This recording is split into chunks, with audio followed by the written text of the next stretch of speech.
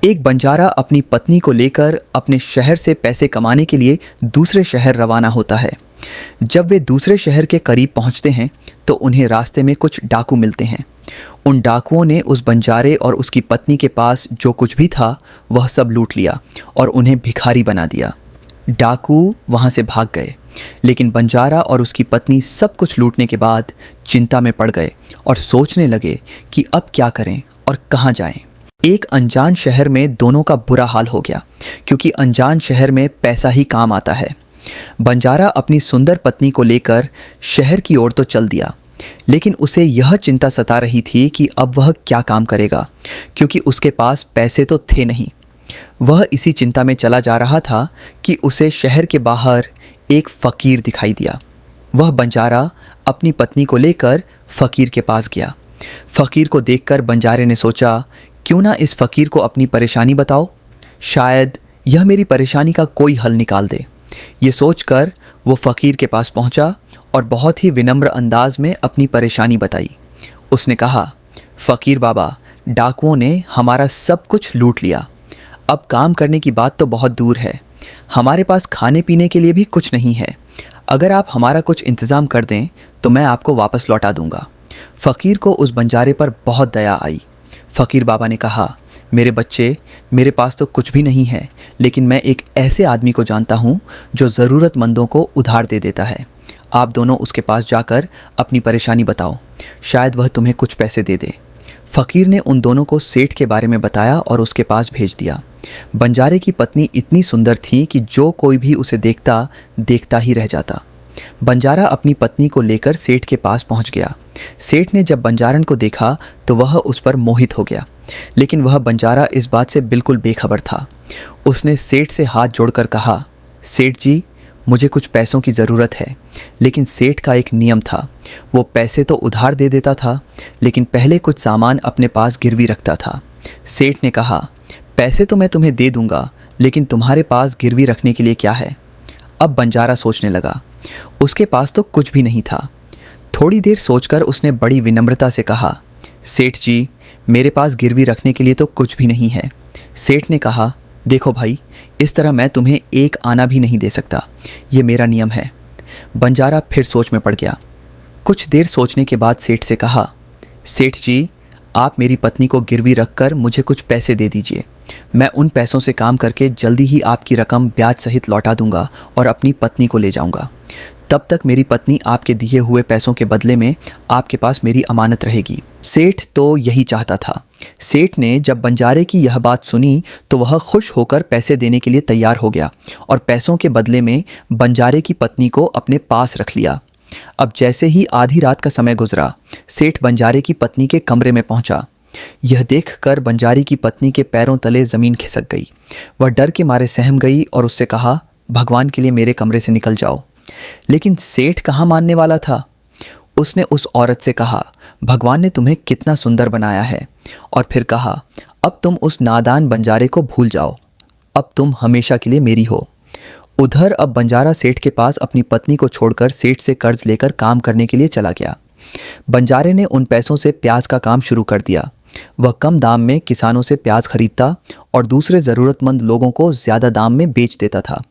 इस तरह बंजारे ने उन पैसों से बहुत ही जल्द खूब धन इकट्ठा कर लिया और कुछ दिनों के बाद सेठ के पास पहुंचा और कहने लगा, सेठ जी, आप अपना हिसाब करके मुझसे अपनी रकम ले लीजिए और मेरी पत्नी को मुझे वापस लौटा दीजिए। अब इतनी सुंदर पत्नी को कौन वापस करता? सेठ ने बंजारे से कहा, भाई क्या बताओ, आज से 2 महीने पहले की बात है।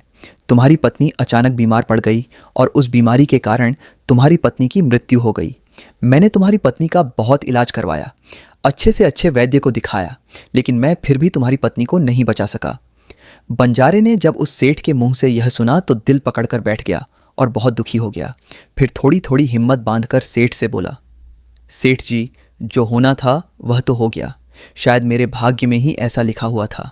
अगर वह मेरे साथ भी रहती तब भी उसकी मृत्यु आती, क्योंकि होनी को कौन टाल सकता है। फिर भी आप अपने पैसे मुझसे ले लो, ताकि मैं इस बात से निश्चिंत हो जाऊं कि मैंने अपना कर्ज चुका दिया है और अपनी पत्नी को गिरवी रखने के कलंक से खुद को बचा लिया है। बंजारे की बात सुनकर वो सेठ बोला, नहीं भाई, अब मैं तुमसे पैसे कैसे ले सकता हूँ? जब मैं तुम्हारी अमानत ही तुम्हें नहीं लौटा सकता तो अपना कर्ज वापस लेने का मुझे कोई हक नहीं है। बंजारे ने बार बार सेठ से अपना कर्ज वापस लेने की गुजारिश की, लेकिन सेठ नहीं माना। उसके बाद उदास होकर बंजारा वहाँ से चल दिया और रास्ते में फिर उसी जगह पर पहुँचा जहाँ पर उसकी मुलाकात उस फ़कीर से पहली बार हुई थी। हमेशा की तरह फ़कीर अपने चबूतरे पर बैठे हुए थे। बंजारा भी वहीं जाकर चुपचाप बैठ गया। फ़कीर ने जब बंजारे को देखा तो उसे पहचान लिया और उसका हालचाल पूछने लगा। बंजारे ने पूरा मामला फ़कीर को बता दिया। वो फ़कीर बहुत अनुभवी आदमी था। बंजारे की बात सुनकर फ़कीर ने कहा, बंजारे भाई, उस सेठ ने तेरे साथ धोखा किया है। तेरी पत्नी अभी बिल्कुल सही सलामत जिंदा है। तेरी पत्नी को उस सेठ ने अपने घर में छुपा लिया है। अब ऐसा कर, यहाँ के राजा के पास चला जा और राजा के दरबार में जाकर उनसे गुजारिश करना कि महाराज, मेरी पत्नी को सेठ से वापस दिलवा दो, क्योंकि यहाँ का राजा बहुत ही समझदार, बहादुर और होशियार है। वह ज़रूर तेरी पत्नी को उस सेठ पर जोर डालकर दिलवा देगा। अब तो दरबार में ही तुम्हारा फैसला होगा। फ़कीर की बात मानकर बंजारा राजा के दरबार में पहुँच गया और राजा से न्याय मांगने लगा कि महाराज, मेरी पत्नी को सेठ से मुझे दिलवा दीजिए। राजा ने सेठ को बुलाया और पूछा, क्या यह बात सच है कि यह बंजारा कुछ पैसों के बदले में अपनी पत्नी को तुम्हारे पास गिरवी रखकर गया था? सेठ ने हाँ करते हुए कहा, जी महाराज, बंजारे की यह बात बिल्कुल सच है। राजा ने फिर कहा, तो तुम इसकी पत्नी को वापस क्यों नहीं लौटा रहे हो? राजा की बात सुनकर सेठ बोला, कैसे लौटाता महाराज? मैंने इस बंजारे को बता तो दिया था कि आज से 2 महीने पहले इसकी पत्नी की मृत्यु हो चुकी है। महाराज, अब मैं भगवान के पास जाकर तो इसकी पत्नी को वापस नहीं ला सकता। राजा ने पूछा, कोई गवाह है तुम्हारे पास जो इस बात की गवाही दे कि इसकी पत्नी इस दुनिया से चली गई है? तो सेठ बोला, महाराज, इस बात की गवाही वह अच्छी तरह से देगा जिसने इस बंजारे की पत्नी का इलाज किया था, और वे 4 आदमी भी इस बात की गवाही दे देंगे जो इसकी पत्नी को कब्रिस्तान में दफना कर आए थे। उस सेठ ने यह बात इतने विश्वास के साथ कही कि राजा को भी उस पर विश्वास हो गया। तब राजा ने बंजारे से कहा, अगर तुम्हारी पत्नी जिंदा होती तो हम तुम्हें ज़रूर दिलवा देते। अब तो हम भी मजबूर हैं। इस तरह राजा ने बंजारे को समझाकर वापस भेज दिया। बंजारा फिर से फ़कीर के पास पहुंच गया और जो कुछ दरबार में राजा और सेठ ने कहा वह सारी बातें फ़कीर बाबा को बता दी। ये सब सुनकर फ़कीर ने कहा, मैंने राजा को इतना बेवकूफ़ नहीं समझा था। मुझे दुख है कि उसने तुम्हारे साथ न्याय नहीं किया। उस राजा ने सेठ की बातों पर तो विश्वास कर लिया और तुम्हें समझाकर वापस भेज दिया। अब तुम मेरी एक बात ध्यान से सुनो। तुम एक बार फिर से राजा के पास जाओ और उनसे कहना कि महाराज, आप सिर्फ 3 घंटे के लिए अपने इस सिंहासन पर फ़कीर को बैठने का मौका दे दें। फिर मैं आपको बताऊंगा कि न्याय कैसे किया जाता है और न्याय किसे कहते हैं। वह बंजारा एक बार फिर से राजा के दरबार में पहुंच गया और जैसा उस फ़कीर ने कहा था उसने राजा से वही कह दिया। राजा ने बंजारे की यह बात सुनी तो यह सुनकर राजा ने कहा, मुझे 3 घंटे के लिए सिंहासन छोड़ने में कोई परेशानी नहीं है। यदि ऐसा करने से तुम्हें न्याय मिल जाएगा तो मैं 3 घंटे के लिए अपना सिंहासन छोड़ दूंगा। तुम उस फ़कीर को दरबार में बुला लाओ। राजा की यह बात सुनकर बंजारा फ़कीर के पास गया और फ़कीर को दरबार में ले आया। जब फ़कीर दरबार में पहुंच गए तो राजा ने अपना सिंहासन छोड़ दिया और सिंहासन पर बैठते ही फ़कीर के सामने सेठ को हाजिर किया गया। फ़कीर ने सेठ से पूछा, 2 महीने पहले जब बंजारे की पत्नी की मृत्यु हुई तो इसका कोई सबूत तुम्हारे पास है? सेठ ने कहा, हाँ, मेरे गवाह मौजूद है। फिर राजा बने फ़कीर ने हुक्म दिया कि गवाह हाजिर किए जाए। फ़कीर के हुक्म पर सेठ के गवाह पेश किए गए। सबसे पहले फ़कीर ने उस वैद्य को बुलाया जिसने बंजारे की पत्नी का इलाज किया था। फ़कीर ने उससे पूछा, क्यों भाई, आपने ही इस बंजारे की पत्नी का इलाज किया था? वैद्य बोला, जी, मैंने ही बंजारे की पत्नी का इलाज किया था। वैद्य की बात सुनकर फ़कीर बोला, अच्छा वैद्य जी, मुझे यह बताओ कि तुम बंजारे की पत्नी का इलाज करने के लिए सेठ के घर जाते थे या फिर बंजारे की पत्नी इलाज करवाने के लिए तुम्हारे पास आती थी? राजा बने फ़कीर की बात सुनकर वैद्य बोला, महाराज, सेठ जी मेरे पास खुद आकर दवा ले जाते थे। फ़कीर बोला, यानी तुम विश्वास के साथ यह नहीं कह सकते कि वो दवा सेठ बंजारे की पत्नी के लिए ही ले जाता था या फिर किसी और के लिए? फ़कीर की बात सुनकर वह वैद्य बोला, यह बात मैं विश्वास के साथ नहीं कह सकता कि सेठ जी किसके लिए दवाई ले जाते थे, लेकिन सेठ जी मुझसे दवाई ज़रूर ले जाया करते थे। वैद्य की बात सुनकर वो फ़कीर बोला, इसका मतलब तो यही हुआ कि तुम मरीज़ को बिना देखे ही दवाइयाँ दे देते हो। ये तो बहुत ही अजीब मामला है। तुम दवा की जगह किसी को जहर भी तो दे सकते हो, और हो सकता है तुम्हारे ज़रिए दिए हुए जहर से ही इस बंजारे की पत्नी की मृत्यु हुई हो। फ़कीर की यह बातें सुनकर वैद्य का चेहरा डर के मारे पीला पड़ने लगा। वो गला साफ करते हुए बोला, नहीं हुजूर, ऐसा हरगिज़ नहीं हो सकता। मैं अपने किसी मरीज़ को दवा के बदले जहर क्यों दूंगा, और इस तरह से तो मेरी सारी इज मिट्टी में मिल जाएगी। वैद्य की बात सुनकर वह फ़कीर बोला, अब तो तुम ऐसा ही कहोगे।